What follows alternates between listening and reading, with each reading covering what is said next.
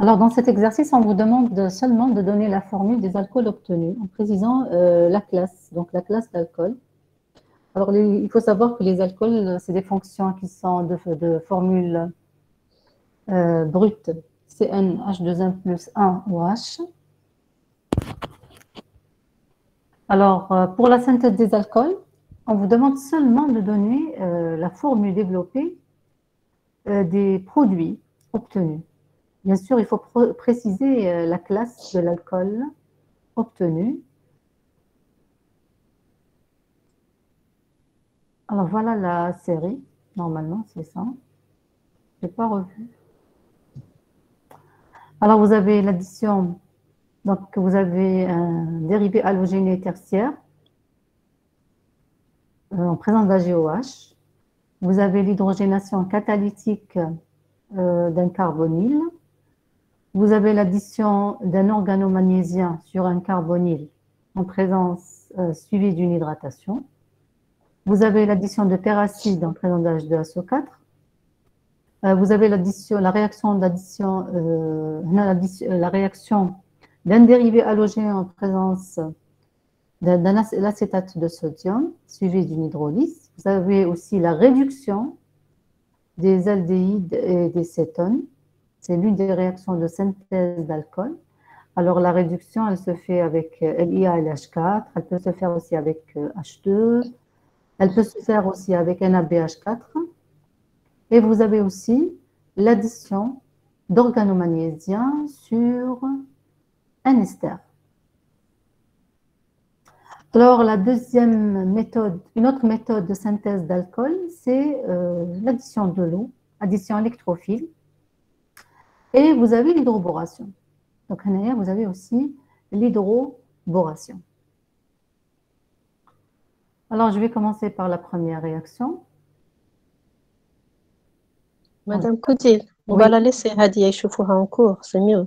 On va traiter seulement les cas qu'on a déjà vus, les alcènes. هذه l'oxymercuration, démercuration, مازال ما شافوهاش يشوفوها في le cours, Inch'Allah.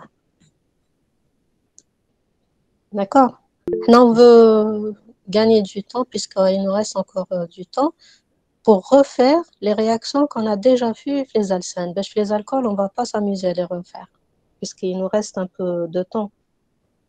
Ça va leur servir comme révision pour les alcènes et ça va nous aider pour avancer les alcools. D'accord. Donc là, si on commence par l'hydratation et l'hydroboration, déjà on a déjà parlé les alcines, les alcènes, mais dans ce cas, c'est dans le cas de la préparation des alcools. D'accord. Donc normalement, diapo numéro 12.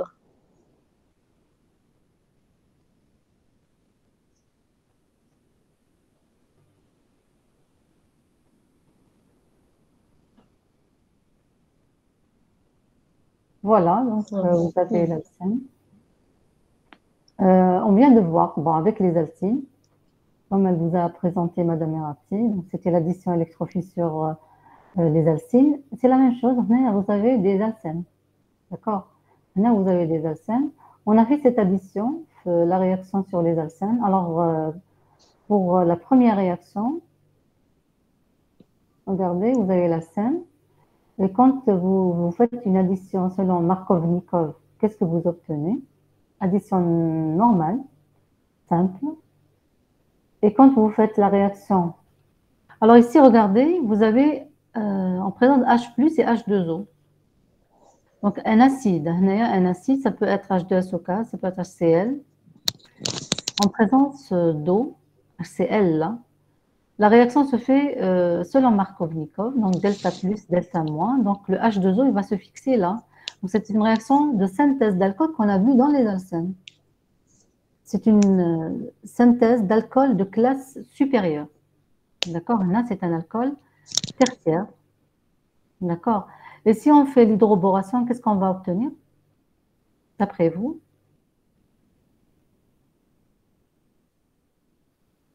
Alors, l'hydroboration. Alors, on a regardé l'hydroboration qu'on utilise, c'est H2O2. Donc, on utilise BH3 suivi d'une oxydation. Donc, H2O2, on présente de base un AOH. Donc, cette réaction, elle n'est pas protégée. Donc, c'est une hydroboration qui n'est pas protégée. L'hydroboration qui n'est pas protégée, elle présente une réaction. Bon, vous avez. Non, on a hydroboration. En présence de H2O2, la réaction nous donne quoi, selon vous? Où est-ce qu'il va se fixer le OH?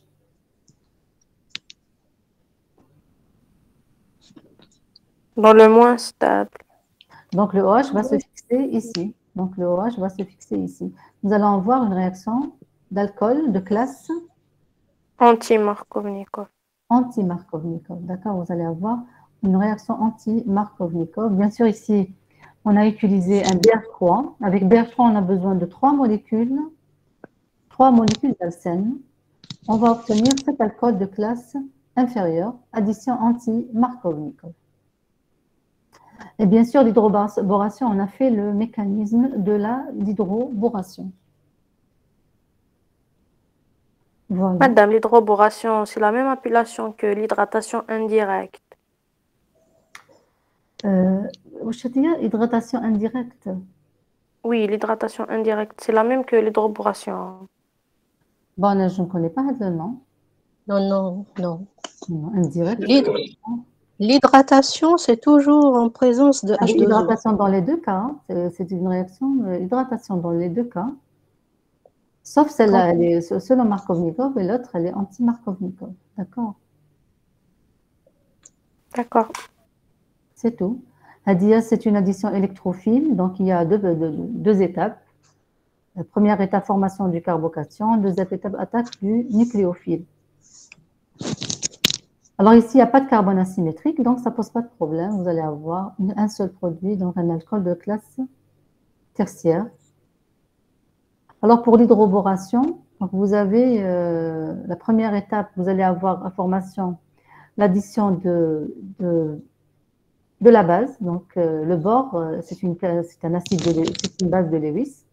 Donc la case vide va s'additionner sur ce carbone. Et le H- va s'additionner sur ce carbone. Le H-, c'est un nucléophile, il va s'additionner sur le carbone le plus substitué, donc le carbocation le plus stable.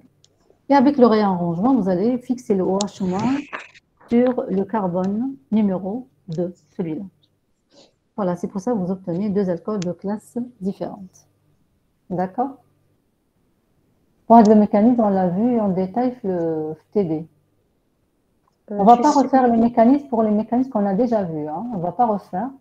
On va détailler seulement les mécanismes nouveaux pour vous. Juste une question, Madame Codil, pardon. Est-ce que les étudiants sachent qu'est-ce qu'un alcool de classe tertiaire et un alcool primaire? Puisqu'ils n'ont pas encore fait le cours. Donc, qu'est-ce que ça veut dire un alcool tertiaire et un alcool primaire?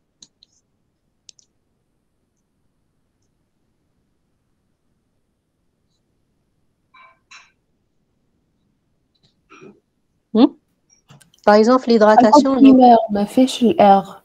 Il n'y a que des H. Un alcool primaire, c'est là où le groupement OH il lie à un carbone et le carbone HADEC, il est lié à un seul carbone. Un radical.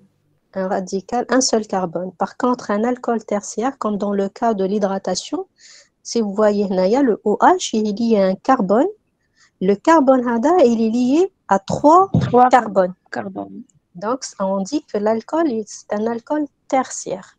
D'accord? Si toutefois, à la place d'un CH3, on a un H, on va avoir un alcool secondaire. Secondaire, voilà. Très bien. Ouais, parce que le carbone lié au H, il est lié à deux autres carbones. Donc, c'est un carbone secondaire. D'accord? Donc, par rapport à ça qu'on classe les alcools. Donc, on peut avoir un alcool nulaire. Qu'est-ce que ça veut dire nulaire? Annulaire, ça veut dire le carbone lié à OH, il est lié qu'à des hydrogènes. Par exemple, le méthanol. Le méthanol, c'est un alcool nulaire. D'accord? On peut avoir un alcool primaire, qui m'a l'éthanol, par exemple. L'éthanol ou la hada, l'alcool obtenu avec l'hydroboration. Le carbone lié à OH, il est lié à un seul carbone. D'accord? Quand je dis il est lié à un seul carbone, directement, parce qu'après, il y a d'autres carbones. D'accord? Donc, on cherche les carbones liés directement au carbone qui porte la fonction OH. Et s'il est lié à 3 carbones, on dit que c'est un carbone tertiaire. Et s'il il est lié à 4 carbones, on dit que c'est un carbone quaternaire. D'accord? Bon, il y a les alcools, on s'arrête au carbone, aux alcools tertiaires. C'est clair? Voilà, c'est juste une remarque. Je vous rends la parole, Madame Koudi. Je vous en prie. Si vous voulez, je continue.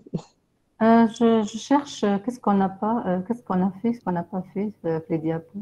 Et كاين Ah, juste après la diapo هذه كاين تاع les peracides. Diapo 13. Voilà, donc la réaction, par exemple, on l'a faite. Le NAFTD. Voilà, avec les peracides. Qu'est-ce que c'est qu'un péracide? Alors, rappelez-vous, vous avez un alcène plus un péracide. Donnez la réaction. Et qu'est-ce qu'on a obtenu? Diol. Diol comment? Diol anti. Diol Anti, très bien. antiparallèle, d'accord. Mhm. Alors, pour avoir diol, c'est un diol, on obtient un diol antiparallèle. Pour avoir un diol sin, qu'est-ce qu'on obtient, qu'est-ce qu'on va mettre dans la réaction? Pour avoir une addition sin, on obtient un diol. Qu'est-ce qu'on met? Un diol sin.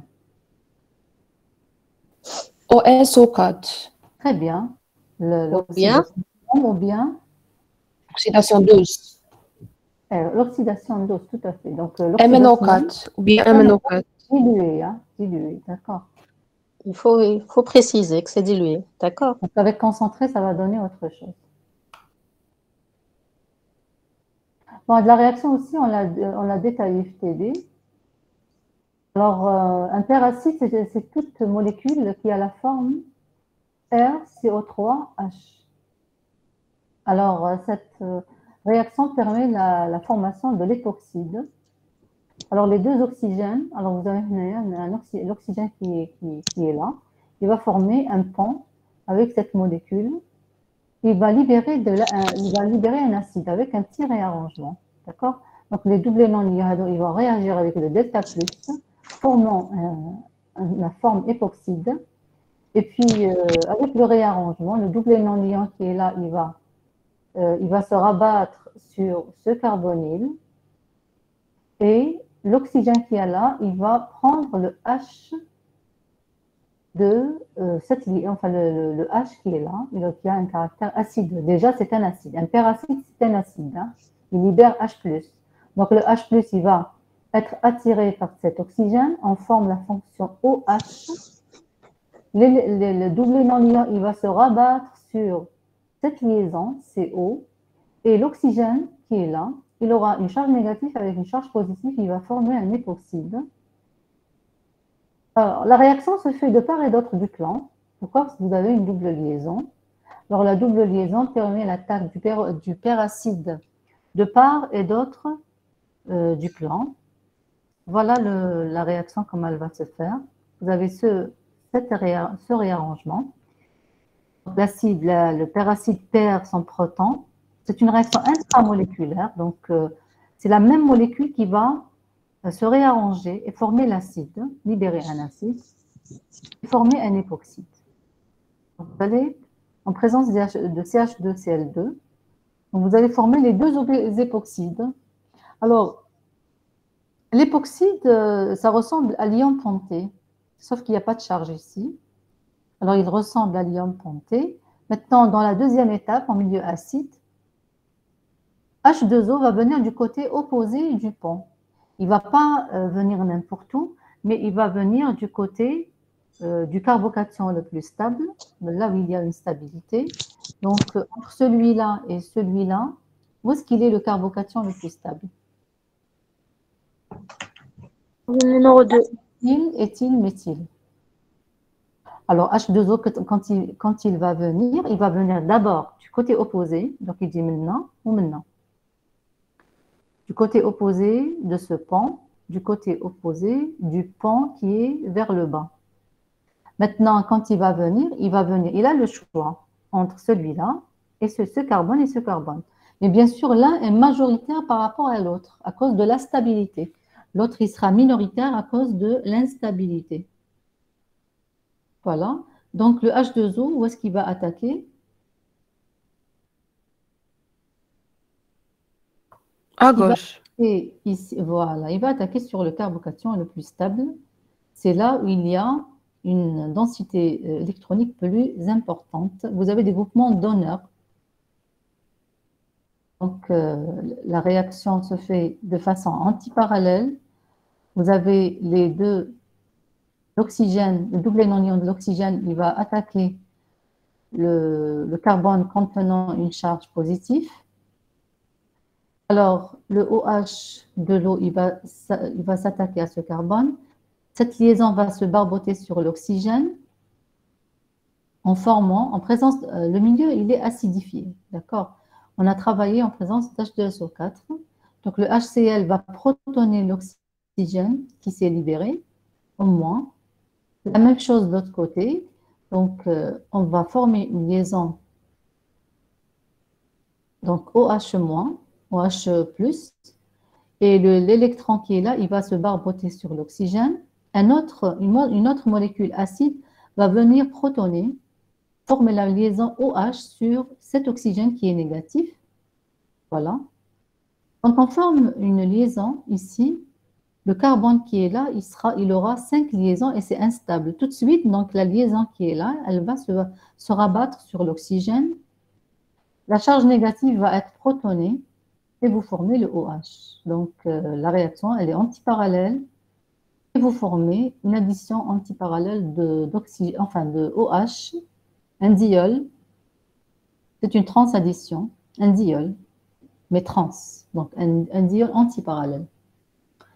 Donc, vous formez la même chose qu'avec Kamanoka dédié l'oxyde d'osmium comme formule développée, mais comme stéréochimie, la configuration sera différente. Donc, la configuration des produits obtenus avec l'oxydation douce et l'addition d'un peracide en présence de H2O, elle sera complètement différente. Voilà. Donc, c'est une réaction qui est stéréo-spécifique. Et stéréosélective. Oui, et stéréosélective, voilà. Elle est stéréosélective parce qu'il n'y a pas d'autre. Parce qu'on peut avoir avec deux carbones asymétriques, on peut avoir qu'un stéréoisomère. Ici, on en a trouvé, on a formé seulement deux stéréoisomères bien déterminés. Alors, la réaction antiparallèle, vous avez la gêne stérique. Donc, quand vous avez toujours un pont, ça ressemble à l'ion ponté. Dans le cas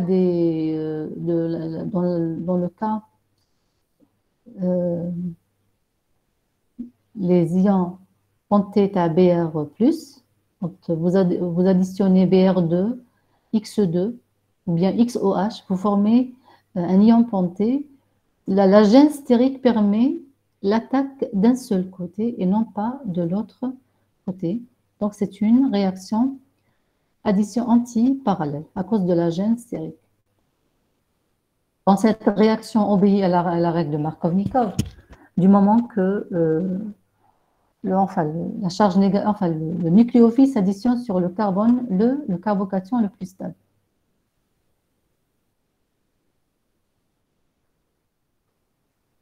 Voilà, ça c'est un petit rappel sur la règle de Markovnikov. Le groupement nucléophile attaque l'atome de densité électronique inférieure, c'est-à-dire le moins hydrogéné. Voilà, bon, c'est tout ce qu'il y a concernant l'addition anti.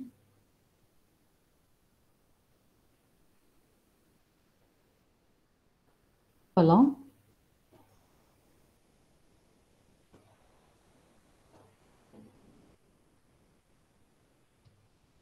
Bon, bien sûr, dans la réaction, il y a plusieurs réactions. Je laisse qu'est-ce qu'on a vu? Donc, Shfunarel Hadia. Et on a vu l'addition des péracides. Les autres, on va les voir la prochaine fois, d'accord? Dès que vous rentrez dans le cours, on verra les hydrogénations catalytiques et les additions nucléophiles des organomagnésiens sur les carbonyles qui vont permettre de former des alcools. Madame Cousy, Oui, concernant, il y a la diapo 7, c'est une réaction de substitution nucléophile, donc ils l'ont déjà vu. quel diapo? Numéro 6.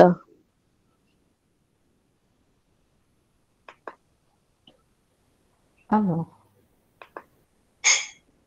C'est une réaction de substitution nucléophile, donc elle est simple à faire. Ils l'ont vu en S1. oui. Bon, on dit c'est une addition de substitution nucléophile en présence de AGOH. Bon, c'est une réaction que vous avez déjà vue. Alors, vous avez un dérivé halogéné de classe tertiaire, vous substituez avec AGOH, vous obtenez un alcool de classe tertiaire. Alors, les dérivés halogénés aussi, ils sont de différentes classes, hein, d'accord? Qui met les amines, d'accord? Alors, les dérivés halogénés, ils peuvent être primaires, secondaires ou bien tertiaires, comme les alcools. Est-ce que c'est clair? Donc, c'est la même appellation. Donc, vous avez les classes d'alcool, les classes de dérivés halogénés et aussi les classes d'amines. Bon, le mécanisme, c'est un mécanisme d'addition nucléophile, de substitution nucléophile. Donc, vous avez le OH- de AGOH, il va substituer le Cl-. Donc, attaque de OH- et départ de Cl-. Substitution nucléophile. Ici, il n'y a pas de carbone asymétrique. Donc, la réaction, on l'a fait la plus simple possible, avec libération de AgCl. D'accord? Précipitation du sel AgCl. On forme un alcool de classe tertiaire. D'accord? Oui, madame. Bon, c'est une méthode de synthèse d'alcool tertiaire à partir d'un dérivé halogéné de classe supérieure. Donc, si on veut synthétiser un alcool tertiaire, on utilise un dérivé halogéné de classe tertiaire. Alors, vous avez fait l'inverse, la réaction inverse. On synthétise un dérivé halogéné, un chlorure, un dérivé halogéné de classe tertiaire à partir d'un alcool tertiaire. Vous l'avez vu le premier semestre. La synthèse, OTP, TP chimie organique. Alors, qu'est-ce que vous avez utilisé pour synthétiser un dérivé halogéné de classe tertiaire? Qu'est-ce qu'on a utilisé? La sel. Le HCl, très bien. D'accord, on a utilisé du HCl, on a utilisé donc l'alcool tertiobutylique, on a utilisé du HCl, donc il y aura la réaction inverse. D'accord? Donc il suffit de rajouter du HCl et on se retrouve avec le chlorure de tertiobutyle. Si vous vous rappelez, voilà ce qu'on avait fait, on a fait la réaction inverse de celle-là, on n'a pas utilisé, on a utilisé carrément du HCl. Voilà, on a fait une substitution nucléophile. SN1, d'accord, c'est une SN1.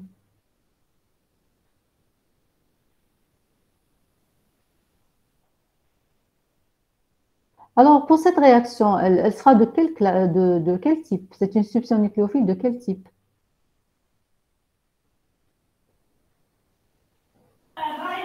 C'est le schéma général. Est-ce qu'elle sera type SN1 ou bien SN2?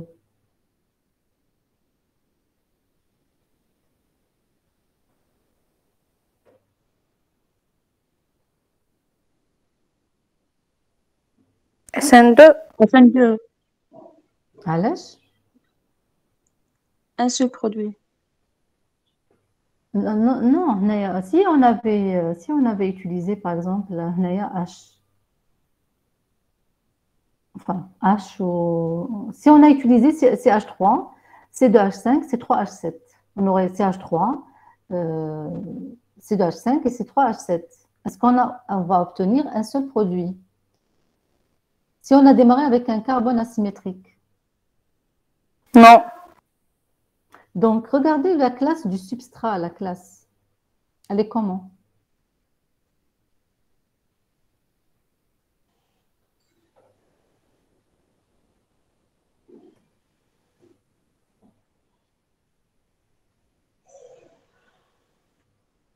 Tertiaire. La classe du substrat, elle est tertiaire. Donc, on estime que la réaction, elle va être d'ordre 1. D'accord? Parce que vous avez la classe du substrat, elle est tertiaire. Donc, on peut avoir passage par un carbocation.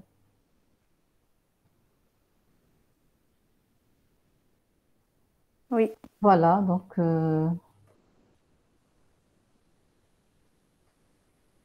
s'il n'y a pas de questions, je vais m'arrêter là.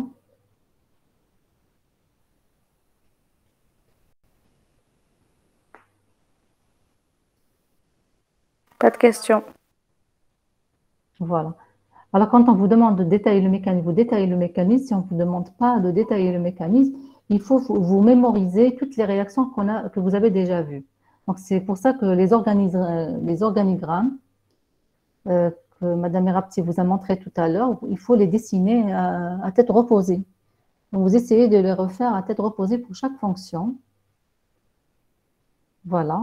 Ce genre d'organigramme, essayez de le faire vous-même avant que les réactions s'accumulent. Parce qu'il y a beaucoup de réactions qui vont se rajouter à ce qu'on a vu jusque-là. Donc, il y aura d'autres réactions. Voilà.